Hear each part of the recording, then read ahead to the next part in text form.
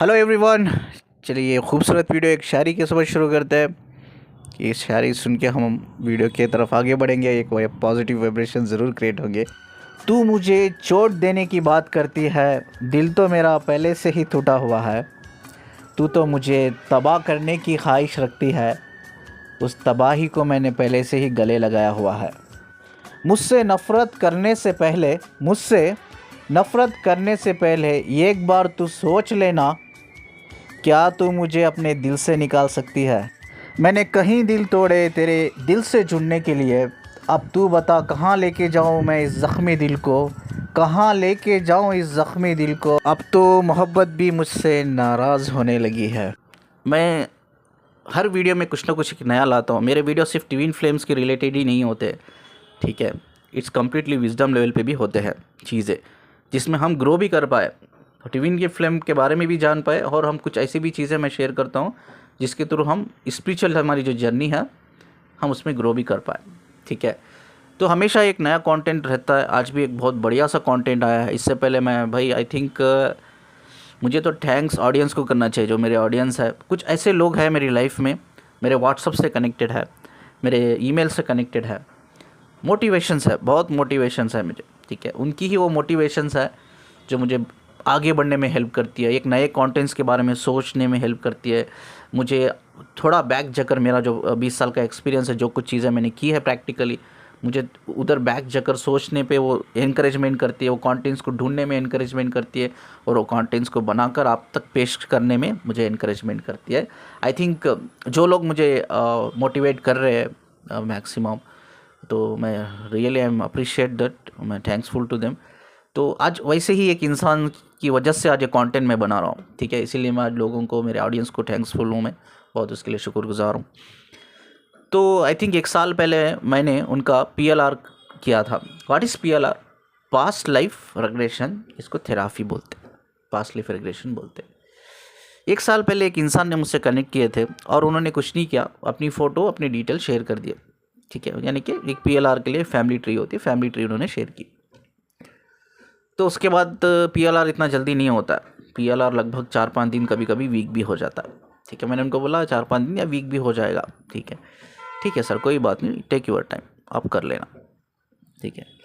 वो इंसान आज मुझे 1 साल बाद आज मुझे कनेक्ट किया और अप्रिशिएट किया, जो PLR आपसे मैंने करवाया था एंड रियली लाइफ चेंजिंग है मेरे लिए। आज मैं बहुत फ़ायदे में हूँ सर। आज वो क्यों फ़ायदे में है, मैंने परमिशन ली, प्लीज़ मुझे आप अलो करो, ये स्टोरी मैं शेयर करूँगा लोगों को। उन्होंने बोला शेयर कीजिए, तो इसीलिए आज मैं ये स्टोरी लेके आ रहा हूँ। इसमें बहुत कुछ सीखने को मिलेगा, सिर्फ ये PLR नहीं रहेगा, वो एक्सपीरियंस नहीं, और दूसरी भी चीज़ें हैं बहुत कुछ डीप में मैं बताऊँगा आपको, ठीक है। चलिए हम ये वीडियो के साथ आगे बढ़ते हैं। ये 1 वीक के बाद मैंने कॉल इनको किया, मैंने इनसे बात की, सर आप मैं कुछ ऐसी चीज़ें शेयर करने वाला हूँ, वो आपको हेल्प करेंगे, अभी आपकी लाइफ सुधरने वाली है, इट्स माई चैलेंज, ठीक है। तो उन्होंने बोला यस, इसीलिए मैं आपसे कनेक्ट करके आया करके। ये स्टोरी बढ़ने से पहले हम PLR के बारे में थोड़ा बात करेंगे। PLR 2 टाइप से किया जाता है, ठीक है। PLR एक टाइप क्या होता है, प्रैक्टिकल वेज। किसी थेरापिस्ट से आपको मिलना पड़ेगा, अपॉइंटमेंट लेना पड़ेगा, उसकी क्लिनिक होती है, क्लिनिक को जाना पड़ता है। क्लिनिक को जाने के बाद वो आपको उधर एक चेयर होती है, मतलब उसमें रिलैक्स करने के लिए बोलते हैं आपको थोड़ी देर, ठीक है। पानी पी के इनहेल एक्सेल करके रिलैक्स करने के लिए बोलते हैं। बाद आपको हाइप्नोटाइज करते हैं। हाइप्नोटाइज करने के कई तरीके होते हैं, अलग अलग थेरापिस्ट अलग अलग तरीके यूज़ करते हैं, जैसा उनको ठीक लगे। तो पास्ट लाइफ थेरापी यानी पास्ट लाइफ रिग्रेशन का मतलब क्या है, हमारा जो कॉन्शियसनेस होता है, कॉन्शियसनेस जो हम बोलते हैं सोल भी है, सोल का एक बहुत इंपॉर्टेंट पार्ट है। What is consciousness, what is soul, ये दो भी इंटरकनेक्टेड है। सोल इज़ नॉट कॉन्शियसनेस, ठीक है, कॉन्शियस इज़ नॉट सोल, ये दो अलग बात है। बहुत से लोग बोलते हैं कॉन्शियसनेस ही सोल है, नहीं, कॉन्शियसनेस अलग चीज़ है, सोल अलग चीज़ है, ठीक है। अब सोचो, मेरी एक बॉडी है और मेरा एक मेमोरी है। अब मैं ऑफिस को जा रहा हूँ मॉर्निंग, अब ऑफिस को मैं वहीं रोड से पता नहीं 1000 टाइम जा चुका हूँ, तो क्या मुझे सोचने की ज़रूरत है किसको से रास्ते में जाना है, नहीं ना। जैसा ही मैं अपनी गाड़ी स्टार्ट करता हूँ, जैसा मैं गाड़ी रास्ते पे निकलता हूँ गाड़ी लेकर, तो नेचुरली मैं वो रास्ते मुझे पता रहता है, मतलब मैं उधर प्रेजेंट ना भी रहूँ, ठीक है, तो मुझे पता रहता है आगे जाके लेफ़्ट लेना है, राइट लेना है, और फिर से लेफ़्ट लेना है, सिग्नल आएगा, ये सब चीज़ें एक ही मेमोरी है। मेमोरी है, ये मेमोरी हमें हमारे एक डेस्टिनेशन को लेके जाती है, यानी कि हमारी बॉडी को डेस्टिनेशन को लेके जाती है। ये एक मेमोरी और बॉडी का एक कॉन्टैक्ट है, ठीक है। इसी तरह से सोल का और कॉन्शियसनेस का एक कॉन्टैक्ट है। आपकी सोल जब ट्रैवल करती है, यानी कि फिजिकल डेथ के बाद जब सोल ट्रैवल करती है, ऐसा देखा जाए तो स्पिरिचुअल वर्ल्ड में कितने सारे डायमेंशंस हैं। तो ये आपकी सोल को कैसा पता चलेगा कि ये मैं किस डायमेंशन से बिलोंग करती हूँ, कैसा पता चलेगा? नहीं पता चलेगा ना। तो ये है वो कॉन्शियसनेस, इसको सोल कॉन्शियसनेस बोलते हैं। वो सोल कॉन्शियसनेस जब आपकी सोल मरने के बाद ट्रैवल होती है, वो कॉन्शियसनेस आपकी सोल को उसके पर्टिकुलर डायमेंशंस को लेके जाता है, उसके पर्टिकुलर जो स्पिरिचुअल मास्टर होते हैं ना उनसे मिलाता है। कॉन्शियसनेस इज द कम्युनिकेशन, यानी कि एक मेमोरी है, जो मेमोरी है जो सोल कम्युनिकेट करती है, उसको बोलते हैं कॉन्शियसनेस। कॉन्शियसनेस क्या है? एक मेमोरी है, ठीक है, जिससे सोल कम्युनिकेट करके वो अपने इन डायमेंशंस को जाती है, अपनी स्पिरिचुअल मास्टर तक जाती है, लेके जाता है वो consciousness. This is called a consciousness. There is a difference between consciousness and soul.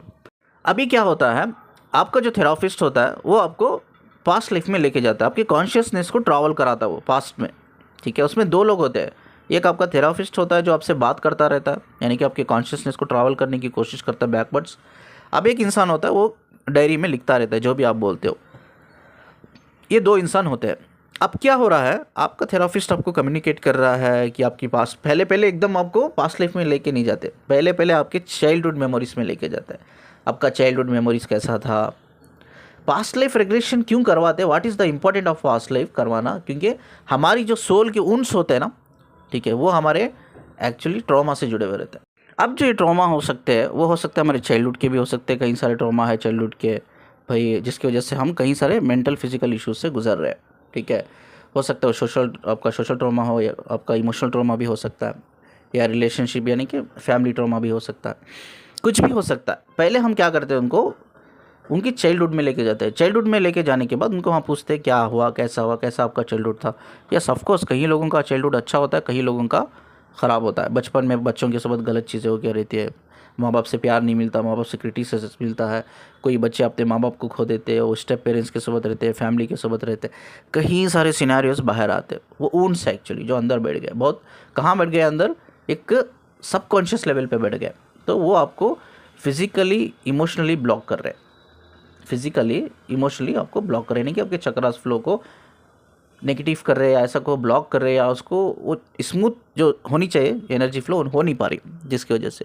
तो वहाँ हम स्टडी करने के बाद उसके बाद धीरे धीरे हम उनकी पास्ट लाइफ को लेके जा सकते हैं। यस ऑफकोर्स इज़ ट्रू, एक इंसान के कहीं पास्ट लाइफ हो सकते हैं, ऐसा नहीं कि एक ही पास्ट लाइफ होता है। तो धीरे धीरे हम पास्ट लाइफ में लेके जाते हैं, वहाँ हम बात करते हैं, मतलब एक थेरापिस्ट होता है, आपसे बात करता रहता है, और आंखें बंद करके आपका कॉन्शियसनेस ट्रैवल होता है जिस जगह वो ट्रैवल, मैंने कहा ना ट्रैवल मतलब क्या, memory, past life memory, that is called a consciousness. ये पास्ट लाइफ मेमोरीज भी है एंड योर स्पिरिचुअल डायमेंशन की मेमोरीज भी, वो कॉन्शियस, वो मेमोरीज को कॉन्शियसनेस कहते हैं हम लोग। इसीलिए मैंने आपको बता दिया what is different between soul and consciousness, क्योंकि आपको समझ में आए कि मैं आगे क्या बात कर रहा हूँ, ठीक है। तो अभी हम समझ रहे हैं कॉन्शियसनेस क्या है। कॉन्शियसनेस इज ए मेमोरी, ठीक है, वो आपके डीएनए से भी कनेक्टेड है। कौन से डीएनए से? प्रेजेंट डीएनए, जो आपका फिजिकल डीएनए है ना बॉडी का, उससे कनेक्टेड है, और आपके वो इमोशन से भी कनेक्टेड है, आपके वो इंट्यूशन से भी कनेक्टेड है, इंटेंशन से भी कनेक्टेड है वो चीज़ें, ठीक है।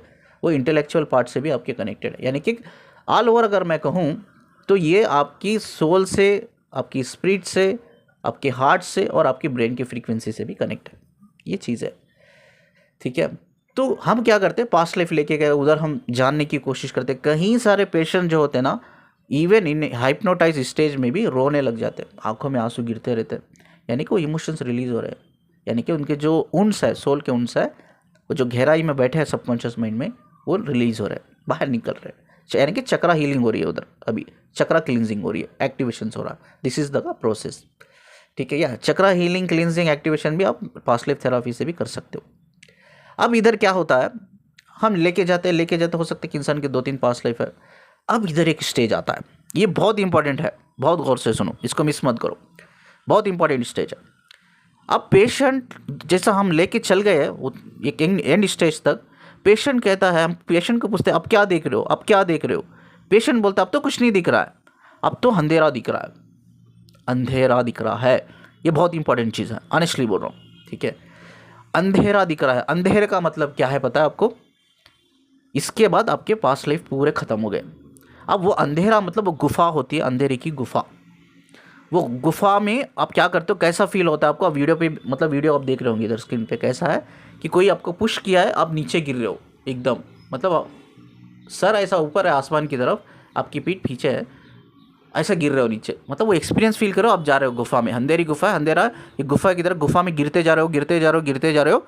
सडनली एक लाइट आएगा आपको, लाइट। अब ये लाइट क्या है? ये लाइट है स्पिरिचुअल वर्ल्ड। यही है स्पिरिचुअल वर्ल्ड। स्पिरिचुअल वर्ल्ड पूरा लाइट से ही बना हुआ है, ठीक है। यहाँ तक हमें पेशेंट्स को जाने नहीं देना चाहिए। जैसा कोई पेशेंट बोलता है मुझे कि मैं अंधेरा दिख रहा है, गुफा दिख रही है, मैं उसको वहाँ से लेके आ जाऊँगा। उसका हो गया, पास्ट लाइफ ख़त्म हो गया पूरा, ठीक है। वहाँ से मैं उसको, उसके कॉन्शियसनेस को, उसको मतलब उसकी कॉन्शियसनेस को जो मैंने ट्रैवल कर दिया है, उसको वहाँ से मैं लेके आऊँगा वापस। क्योंकि इन केस मैं वहाँ से लेके नहीं आएगा, ये है एक्सपीरियंस बंदे का। जो भी थेरापिस्ट होती है, बंदी या बंदा, ये एक्चुअली एक्सपीरियंस है। इधर उसको समझना चाहिए।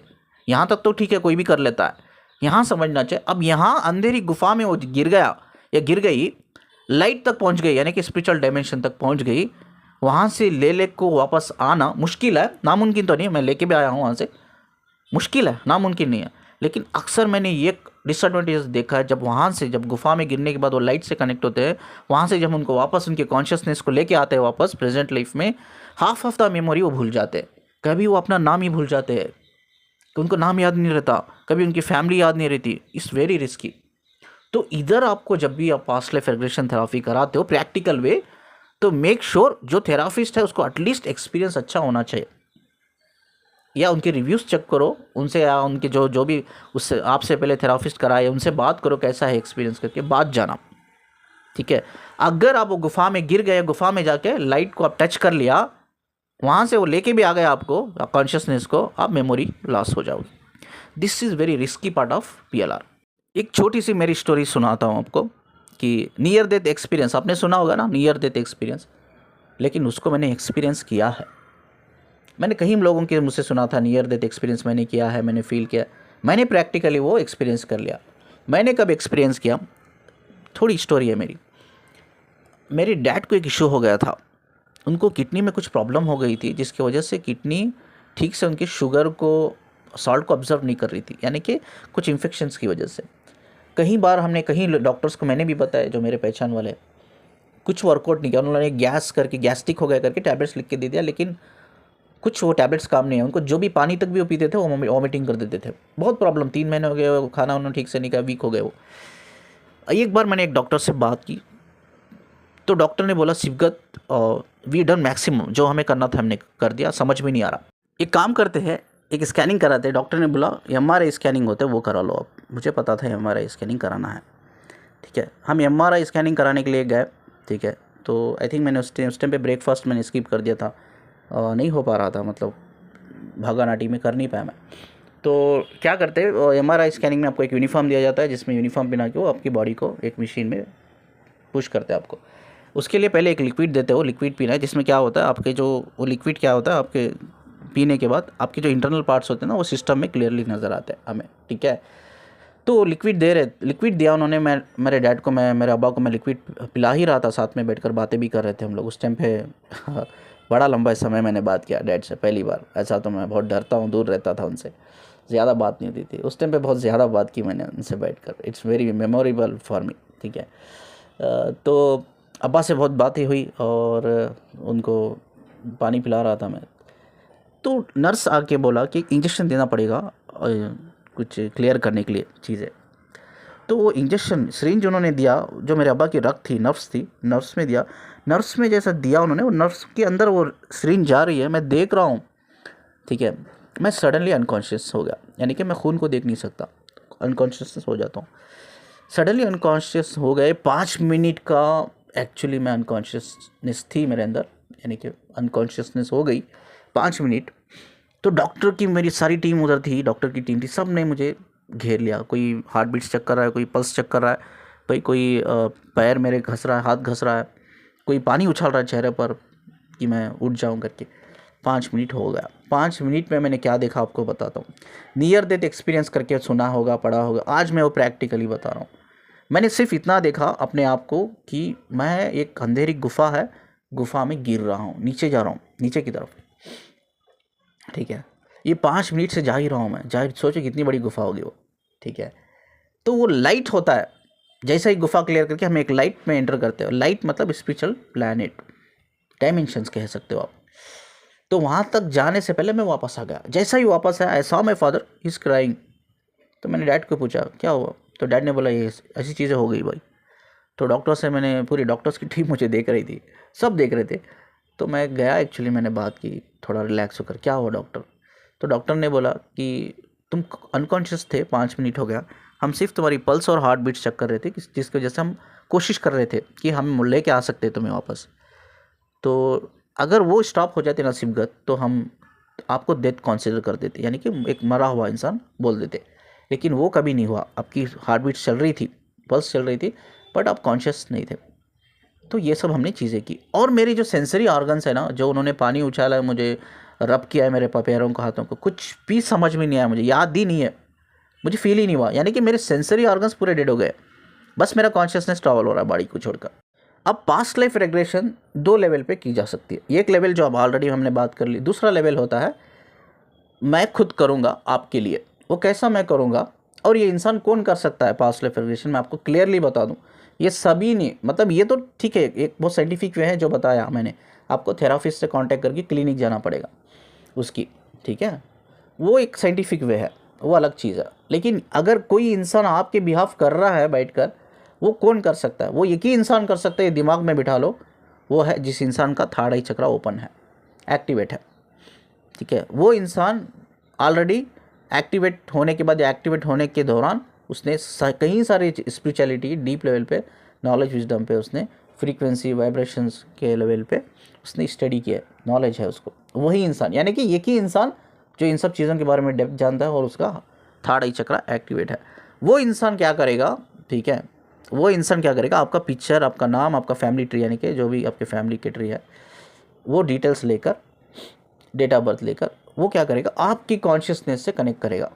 पहले वो आपके थर्ड आई चक्रा से कनेक्ट करेगा, थर्ड आई चक्रा से जाके कि आपके ब्रेन के फ्रीक्वेंसी, जो 5 फ्रीक्वेंसी होती है, मैं बार बार बोलता हूँ वीडियो में, 5 फ्रीक्वेंसी से कनेक्ट होकर वो आपकी कॉन्शियसनेस से कनेक्ट करेगा। वो आपकी कॉन्शियसनेस के साथ उसका जो कॉन्शियसनेस होता है ना, साथ में ट्रैवल करेगा। दिस इज़ द वे कैसा कर सकते हैं, यही एक तरीका है। ठीक है, ये सिर्फ जो इंसान का थर्ड आई चक्र एक्टिवेशन हुआ है वही कर सकता है, दूसरा कोई नहीं कर सकता। ऐसा तो मार्केटिंग बहुत हो रही है भाई। ठीक है, स्पिरिचुअलिटी एक मार्केटिंग बन गई है। ठीक है, आप सोच रहे होंगे कि ये बंदा मार्केटिंग बोल रहा है, यस इस मार्केटिंग। आज कोई भी इंसान बिना नॉलेज के, बिना सफिशिएंट नॉलेज के यूट्यूब चैनल खोल के बैठा है भाई, उसके एड्स आ रहे हैं फेसबुक में, यहाँ वहाँ पास्ट लाइफ रेग्रेशन करेंगे, ये करेंगे, बट रीज़न अब एक्चुअली लोगों को पता नहीं कि क्या कैसा जाता है, but they are still doing it. This is called marketing. ये तो मार्केटिंग हो गया। अब जो तरीका मैं बोल रहा हूँ, प्लीज़ मेरी रिक्वेस्ट है, ये सब जो विजडम है कॉपी मत करो यार। अगर आपको हेल्प चाहिए, मैंने पहले भी बोला है, मेरे पास हो, I am very open minded person, मैं आपको हेल्प करूँगा, इससे बढ़िया कंटेंट दूंगा यार मैं, ऑनेस्टली इससे बढ़िया कंटेंट दूंगा। ठीक है, तो कॉपी करो मत किसकी के, क्योंकि इसमें स्टोरी होती है एक इंसान की, वो हमें परमिशन देता है, तो हम उसको, और वो दूसरे चैनल में जाएंगे, वो सुनेंगे तो क्या बोलेंगे, उनको लगेगा कि मैंने शेयर किया आपके साथ। आप खुद वीडियो में आते हो, मेरे सुनते हो, आप शेयर कर लेते हो, ऐसा मत करो। ठीक है, तो ये बहुत डेप्थ की इंफॉर्मेशन है, समझना चाहिए, अंडरस्टैंडिंग लेवल पे विजडम बढ़ाना चाहिए इंसान को। तो अभी मैं उनकी कॉन्शियसनेस के साथ साथ में मैं अपना कॉन्शियसनेस ट्रैवल करके, वो उनकी पास्ट लाइफ मेमोरी में जो वो ट्रैवल कर रहे हैं, मैं भी साथ में ट्रैवल करके I am getting that information. ये तरीका है, दूसरा तरीका हम कर सकते हैं, ये थर्ड आई चक्र एक्टिवेशन पीपल जो लोग हैं वही कर सकते हैं, दूसरा कोई नहीं कर सकता। अब इम्पॉर्टेंट क्यों है सर कराना, ज़रूरी है क्या?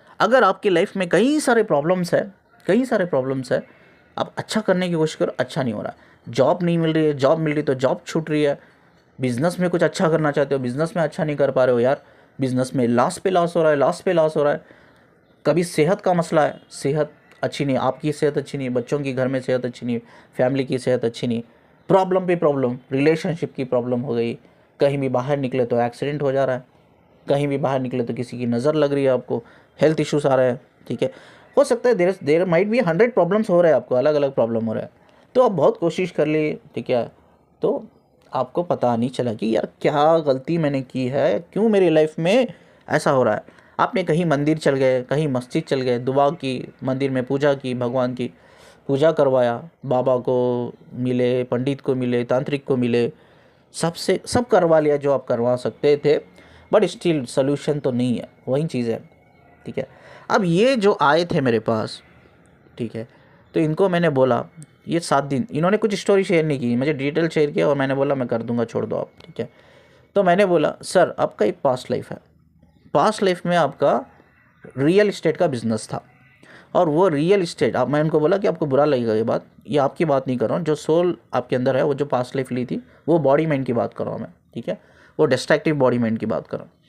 तो वो रियल इस्टेट में कहीं लोगों की प्रॉपर्टी को, स्पेशली गरीब लोगों की प्रॉपर्टी को झूठे डॉक्यूमेंट्स बनाकर, उनके झूठे दस्तखत करवा के, या उनको फोर्सफुली टॉर्चर करके उनसे सिग्नेचर करवा के उस ज़मीन जो है कम दामों में, सोचो वो 1 लाख की ज़मीन है तो आपने 10,000 5,000 में खरीदी है, उनको डरा कर, झूठे पेपर बना के, झूठे साइन करा के, किसी को आपने वो भी नहीं दिया है पैसा, 5-10 हज़ार भी नहीं दिया है, झूठे डॉक्यूमेंट्स बनाकर अपने पावर गलत, अपने ही पावर का गलत फ़ायदा उठाकर अपने डॉक्यूमेंट्स बनाकर वो प्रॉपर्टी बिका के अरबों रुपए कमा लिया है सर। कहीं उसमें गरीब लोग हैं जो मेहनत की कमाई हुई पैसों से ज़मीन ली थी, उनकी ज़मीन को हड़प लेके आप खा गए सर, उनका कर्मा लगे है। जैसा ही मैंने ये बोला वो रोना शुरू कर दिया। मैंने बोला क्या क्या हुआ, क्यों रो रहे? सर आपको एक चीज़ बताता हूँ, इसी लाइफ में भी मेरा रियल इस्टेट का ही बिज़नेस है सर। इसी रियल इस्टेट बिज़नेस में मैं इतना इन्वेस्टमेंट कर चुका हूँ, आज तक फूटी कौड़ी मुझे नहीं मिला, इनफैक्ट मेरे जेब से और चल गया। मैं आज तक सोच रहा था क्या है यार, इतना अच्छा रियल इस्टेट का बिज़नेस है, इतना अच्छा नॉलेज है मुझे, इतना अच्छा इसमें एक्सपीरियंस है, फिर भी क्यों लॉस, फिर भी क्यों? कोई भी आता है सर मुझे लूट के चल जाता है, भरोसा करना ही मुश्किल हो गया मेरे लिए, भरोसा करता हूँ तो लूट के चल जाता है।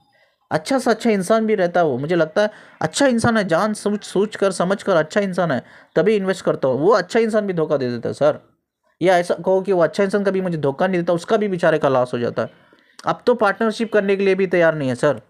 अब बोलते हैं अच्छे लोग भी रहे है मेरे पास, अच्छे दोस्त है मेरे, अच्छे लोग हैं, उनके पास पैसा इन्वेस्ट करने जाओ, वो बोलते हैं यार तू पनौती है, तेरे साथ पार्टनरशिप करेंगे ना हमारा लॉस हो रहा है, तो वो भी इन्वेस्टमेंट करना छोड़ दिए। अब मैं क्या करूं सर? बहुत बढ़िया बात बोली, मुझे लगता है यही है, क्या करूं? मैंने बोला आपका ये कर्मा गरीबों का को तकलीफ़ जो दिया है आपने, जो उनकी ज़मीन को हड़प के आपने खाया है, अब उसको फॉरगिव करना है, अपने आप को फॉरगिव करना है, यूनिवर्स से माफ़ी मांगना है, पश्चाताप करना है आपको। मैंने बोला उनको क्या करना है? उन्होंने पूछा क्या करना है? आपको 2 चीज़ करना है, ये घर खरीदिए, जितना आपकी हैसियत है, छोटा सा ही घर, ठीक है, गरीबों को डोनेशन दे दीजिए, यानी कि गरीब को लिख के दे दीजिए फ्री में, जा भी तो रख ले, जा रह ले तो, ये आप करते रहो। नहीं अब ये नहीं कर सकते, उन्होंने बोला सर इतना पैसा तो नहीं है, ख़त्म हो गया मैं ऑलरेडी, मेरे पास कुछ नहीं है।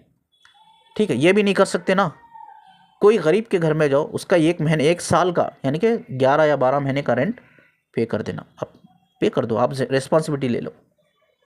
तो उन्होंने बोला ठीक है सर, ये मैं कोशिश कर सकता हूँ। इतनी ही बात बोल के ख़त्म हो गई हमारी। अब रिसेंटली उन्होंने कॉल किया, ठीक है, एक आई थिंक 1-2 दिन पहले कॉल किया, आई थिंक यस 2 दिन पहले ही कॉल किया। तो उन्होंने फ़ोन किया, बहुत अप्रिशिएट किया, तो हम बात ही की थोड़ी, क्या हुआ सर, आपको याद है कि आपने मेरे ली थी? हाँ मुझे याद है, मेमोरी याद है मुझे, बताइए। तो उन्होंने बोला कि सर वो मैंने आप जो बोला था, ये रेंट दे दो आप गरीबों को 12 महीने का, मैंने दे दिया सर। उसके बाद ठीक हो गया सर, अब लॉस नहीं होता।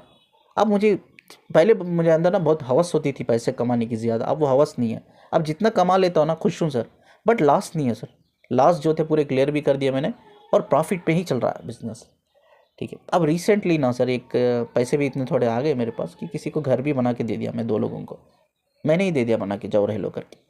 अब बढ़िया लाइफ है, अब सारी प्रॉब्लम्स रिजॉल्व हो गए सर मेरे सारी। मैं कहाँ कहाँ घूमा, कहाँ कहाँ भटका, ठीक है, वो अंदरूनी जो चीज़ थी ना सर, वो मेरा ही कर्मा था, मेरे ही, वो जो गरीबों की मैंने जो दर्द है ना, वो दर्द की वजह से, जो तकलीफ़ मैंने गरीबों को दी, उसकी वजह से मेरा वो सोल ऊन बन गया था, मेरी सोल ब्लॉक हो गई थी, मेरी soul dark net of light में चल गई थी sir.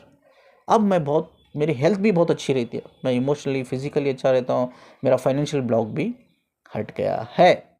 This is the important of past life regression. कई सारी चीज़ें राज पास्ट लाइफ में छुपे रहते हैं, उसको निकालो, उस पर काम करो, आप देखो आपकी लाइफ सुधर जाएगी। ये हमारे ही कर्म है। मैं हमेशा बोलता हूँ ना, जो कुछ भी आज हम है, आज जो हम है वो हमारा कर्म है।